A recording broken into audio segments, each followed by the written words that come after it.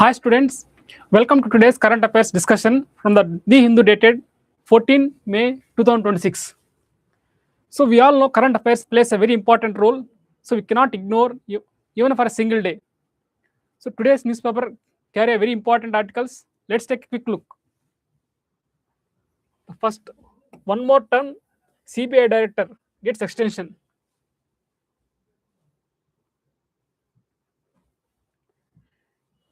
Vijay wins floor test. Government doubles duty imports of gold and silver.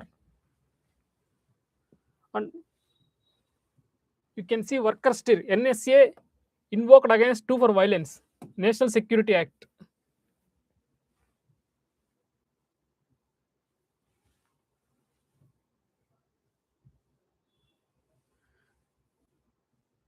MSP for Kharif crops hiked.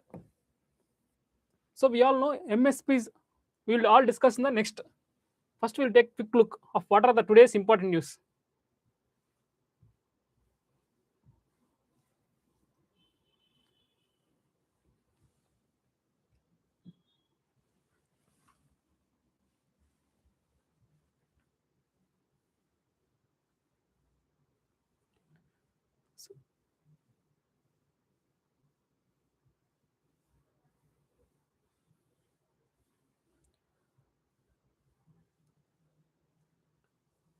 So not every article in the paper is important. So we need to make a careful choice of what kind of articles are we going to read, or are we going to ignore.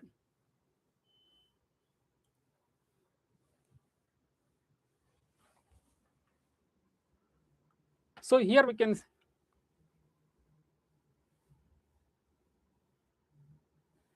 activists read drastic decrease in the budget of millet budget.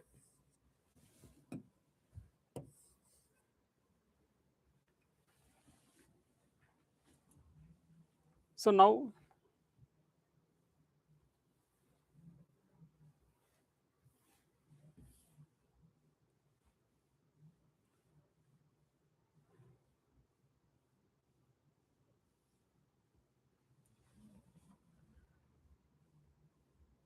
here we have a very important editorial on just war, power balance and modern conflict. The Z Trump summit and followed by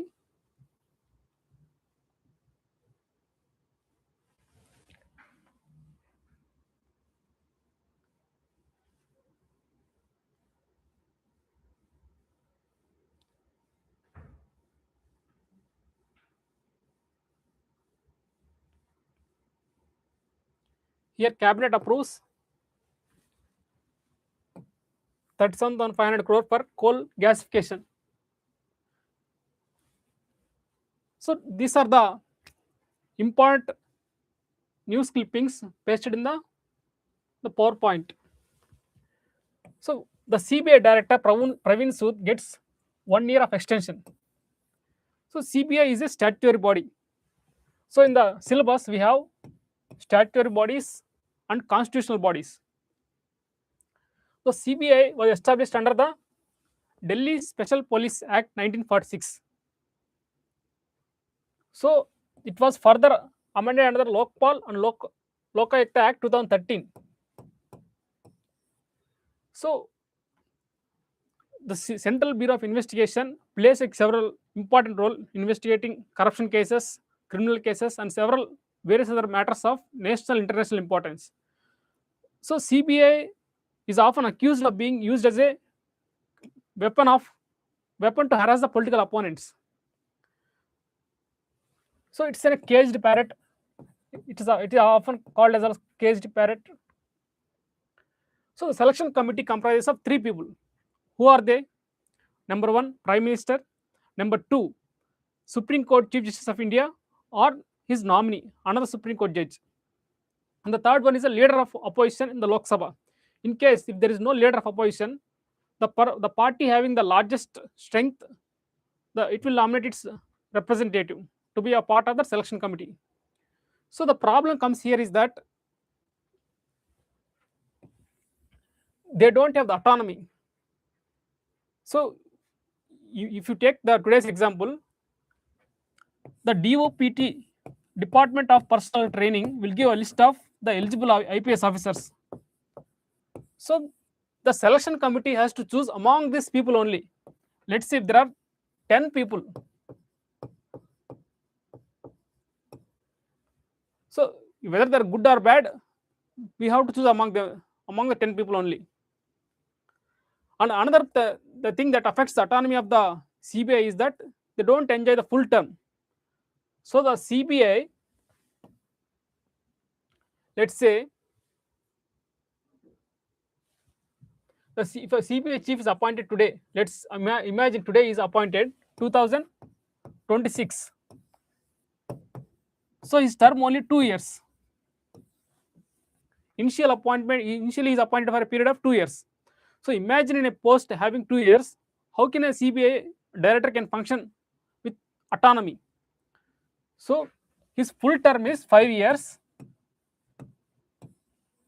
Let's be clear.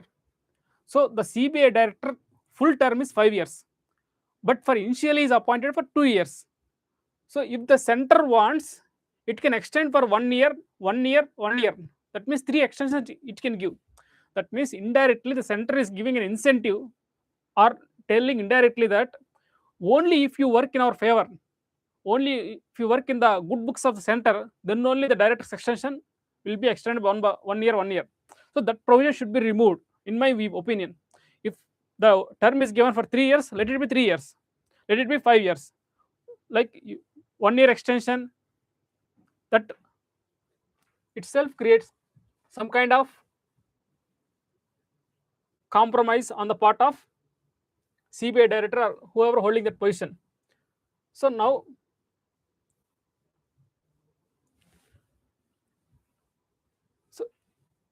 government doubles duty imports of gold and silver. So what is duty? Whenever we import something, a certain amount of tax is imposed. Let's say we are buying 1 crore gold. Let's say 10% duty. That means you need to pay a 10 lakhs of customs duty, which will make that product a little more costly. Let's say earlier there was 0% or let's say 5%. Now let's see the difference from 5 lakhs to 10 lakhs. So earlier was 5%. Now we have to pay 10%. So again there is cess. So tax on tax. It is 1%. Now it is raised to 5%. So GST was 3% in the past. Still it was continued 3%. So here we can ask a simple question to our audience who are watching this video. So government all of a sudden hiked the customs duty from 5% to 10% and cess from 1% to 5%. Why can't it do that in the case of GST? Can anyone in the comment box? So good morning, Karthik. Thank you for joining us live. So the customs duty lies in the hands of Ministry of Finance. They can decide what it will be. But the GST Council decides the GST rates. So as there is no GST Council meeting, so the center alone cannot decide the GST rates of gold. So why it was kept in the initial in 3%? So we all know the gold is a very important part of each one of our lives in the Indian country. It is a part of our cultural life, be it marriage, be it ceremonies. So in order to enable the middle class to buy gold, to reduce the cost of the gold, it was kept at the lowest slab in the GST. So that was the earlier thought of the government. But the same gold today was taxed more. What made the government to take such a decision in a short time? So the economic reason behind this is that current account deficit. Let's say we import 1 lakh crore amount of gold every year. Let's say one of the largest component of our imports is gold. When we import such a heavy amount of gold, there is a equivalent amount of forex outflow. In the present crisis, so there is a need to conserve the foreign exchange reserves. So in order to discourage the Indians from buying more gold, the tax has been increased, mainly to address the issue of current account deficit. What is current account deficit? Then again we have to go to the balance of payments. In the balance of payments, we have two things: current account, capital account. So current account means which affect the inflow and outflow of foreign exchange without affecting the assets and liabilities of country.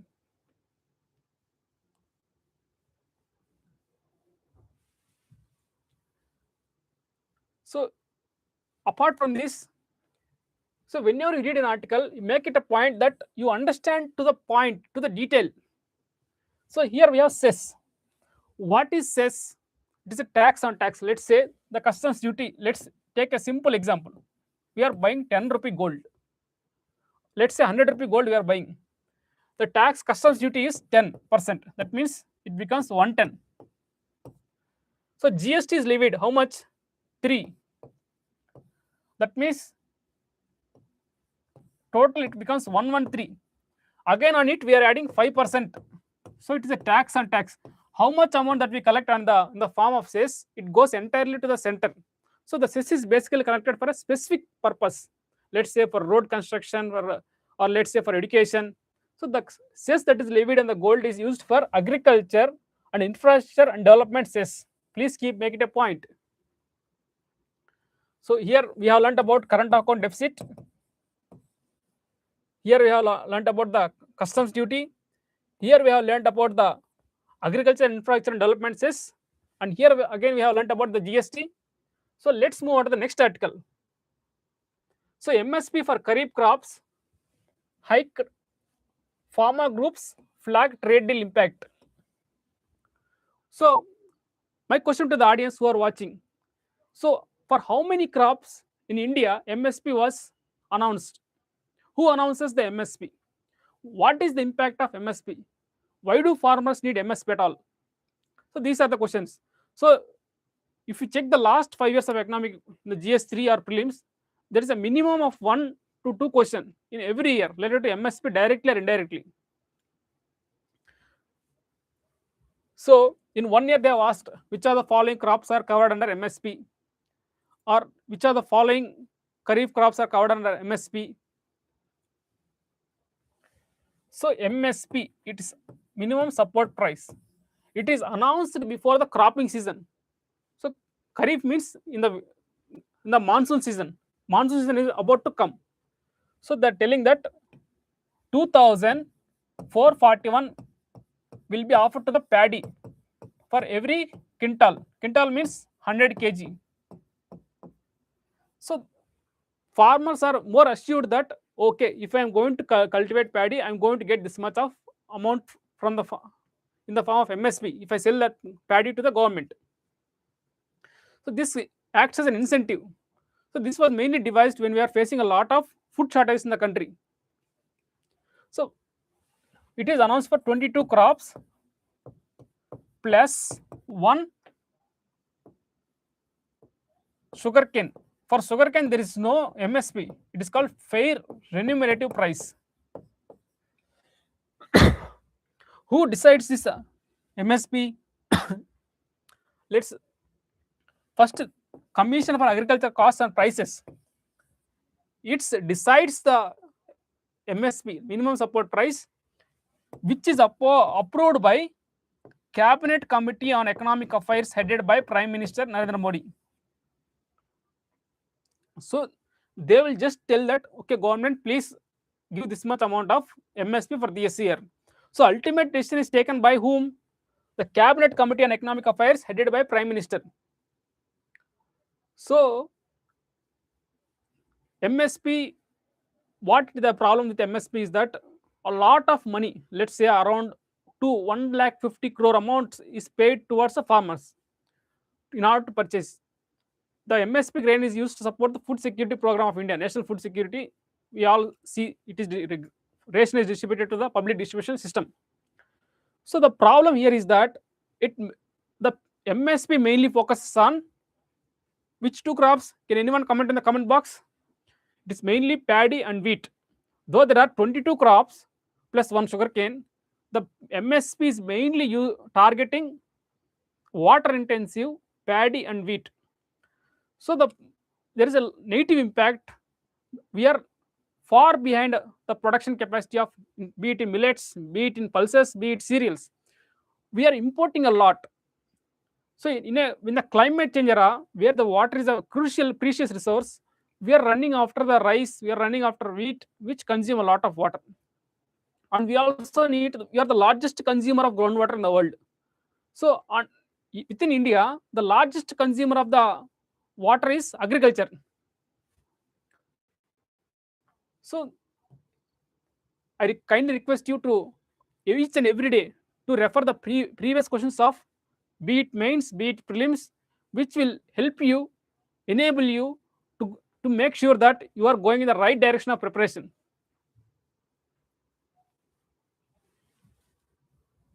So now we have a very important article. Activists read drastic budget cut of millet promotion in Odisha. So for long while, the aspirants have been using the Odisha model, Sri Anna Millet scheme, as a case study or model as a part of model answer to cite the nutritional security. So in India, we have achieved food security. That means we are able to reach the food for ensure food, the basic food needs for everyone. But we are seeing a lot of malnourished children, be it women, be it children, be it adults. We have been able to ensure food security, but we are not able to ensure nutritional security. So in order to ensure the nutritional security, what do we need? Good amount of millets, good amount of vegetables, good amount of fruits. So the supply of fruits, vegetables is subject to inflation, but millets can be mass produced and can be supplied to the people at affordable cost. So the article talks about that in the 2020, the last year the budget was 456 crore. Sorry, last year the budget was 600 crore for the millet promotion. Now it has been brought down to 456 crore. So we often see the instances of the tribal people affected by anemia or various other kinds of malnutrition. In order to overcome the health issues of the among tribals, the Odisha government under the previous Biju Patnaik has taken initiative to promote millets. So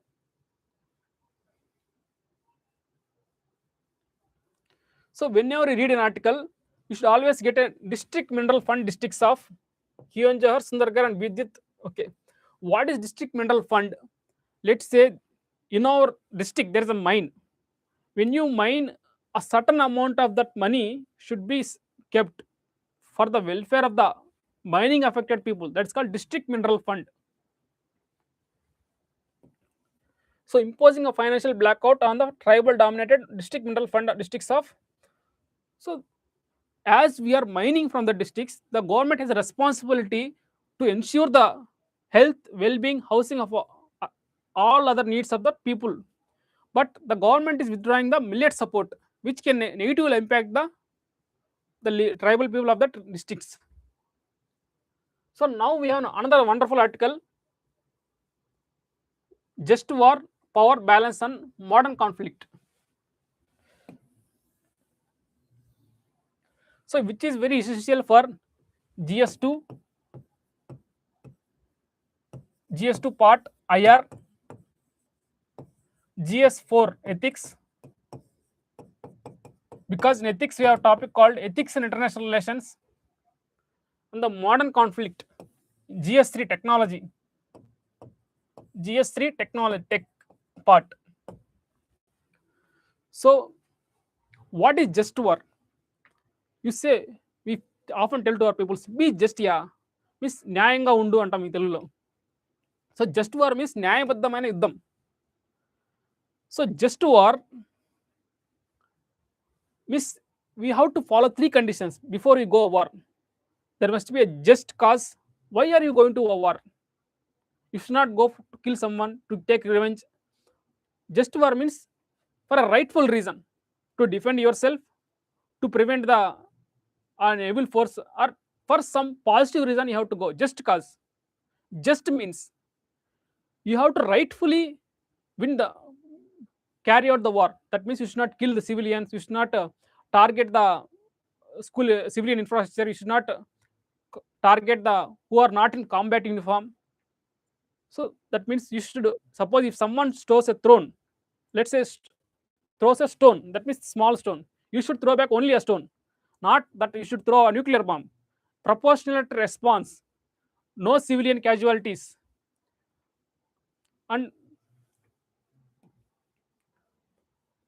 we have talked about just cause. Just means just peace. That means after war also happens, we need to make a settlement of fair settlement.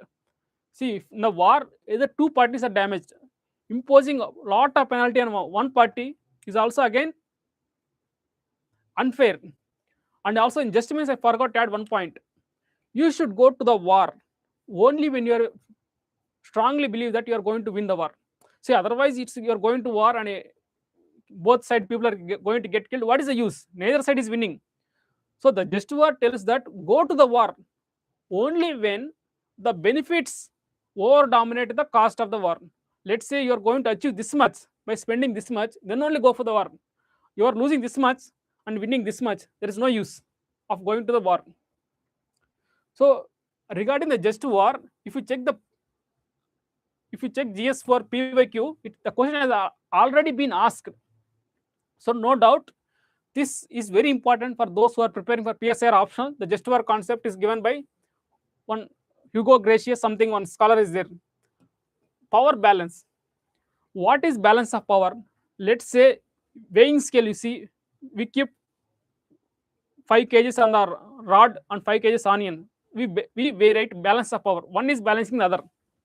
In the similar manner, if during the Cold War era, there is two superpowers, Russia on the one side and USA on the other side. They are balancing each other. So no one can overtake the other. No one can overtake the other. So there is a tight balance. So the balance of power enables that no one will take risk adventure. So no one can say that I am the hero. So there are two heroes. That means one is counter dominating the other. So if they try to do something, they will also do something. So there is some kind of a balance of power. That means no single hegemonic power is able to dictate what others should do. So it is often so in the international lessons, balance of power is often cited as the best way forward to ensure peace.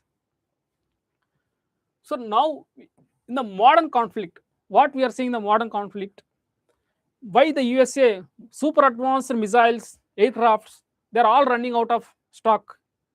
They are running out of because of small drones which are hitting. If there is this much big aircraft, if a small drone is coming to hit it, can it make any deviation?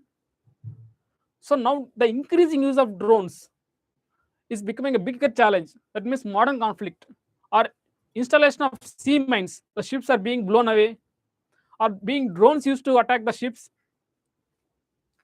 So the technology, even be little bit cyber warfare. So the USA thought that once we invade Iran, once we attack Iran, within a matter of few days, we will be able to dominate the whole of Iran. They thought like that. But unfortunately, you can see, even till date, they are not able to make any meaningful success. They're at the losing end.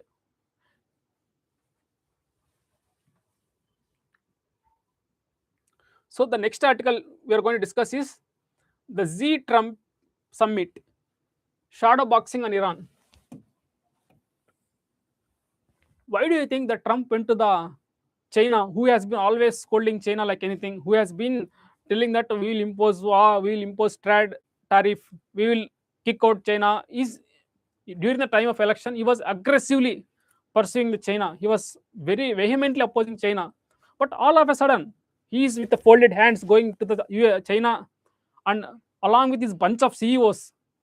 So today, China is no longer the China what it had been in 2017 when Trump took over as the first president. He was the president for the first term. Today is 2026. A lot of things have gone down, gone up. So today, China is far. So so there is always saying history always repeats. So it's it's a re-repeat of 1972 summit. What is 1972 summit? So even during 1972 also, like what you see in today, Iran at the time also USA went to for invasion of Vietnam for no reason. They had their own intentions. So at that time, what happened? In the Vietnam, they made an adventure of invasion, but they lost 30,000 USA soldiers. So they had to wind up with, they had to rush by the clinging to the helicopters. So at that time, that then President Nixon went to the China for the help, for their cooperation. So the similar incident during the Iran issue also. Now they want the support of China on their side. Let's see the, so how, which used to tell that this is a global leader. Now it is going to the back to the same China for a help. So the China is in a, so now we can see when the Iran is facing war, China is buying oil, which is providing some economic support to the Iran. So China openly told, we are not feared by the sanctions of America. Let whatever they want to do, let them do. We are not afraid. We will buy with oil from Iran. There is no question of not buying at all. The Z openly told just a few days before Trump is going to come. So this is, you can say the next article is also about China's economic strength is no rival that of the USA. So now the GDP of the China and USA is almost somewhat is coming to the closer in some of the terms, be it production terms, exports, or let's say research and development expenditure. The China has already overtook the USA. So China is able to build its own space station. So USA does not have its own space station. The present International Space Station is a collaborative effort of 5 countries. So China is able to launch its own space station, is able to do its own reusable rockets. It's able to have the high-speed rail network of 67,000 high-speed rail network, which can go up to the speed of 600 km per hour. That means once you are suppose they can beat the speed of an aeroplane in the air. That much capable. Even till date in America, there is no even a single high-speed rail, single kilometer of high-speed rail.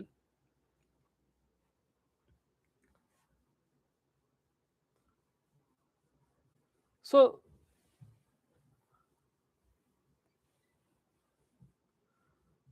this is the article about the China and USA. You can read the detailed article in the Hindu paper, which is very good. I can say it is combined with a lot of facts. So in the previous decade, except during the COVID time, the rest of the years the China was performing exceptionally well. It is a lot of its economy is booming like anything. So we are aspiring to become a, what we say, 5 trillion economy. Do you know the China's exports alone are 5 trillions? So the GDP of India is less than the export value of China.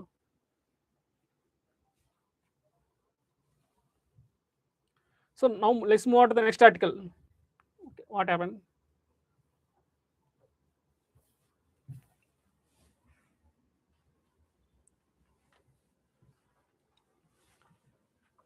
So here, cabinet approves 37,500 crore package to boost coal gasification. What is coal gasification? So converting the coal into a syngas. What is syngas? Synthetic gas.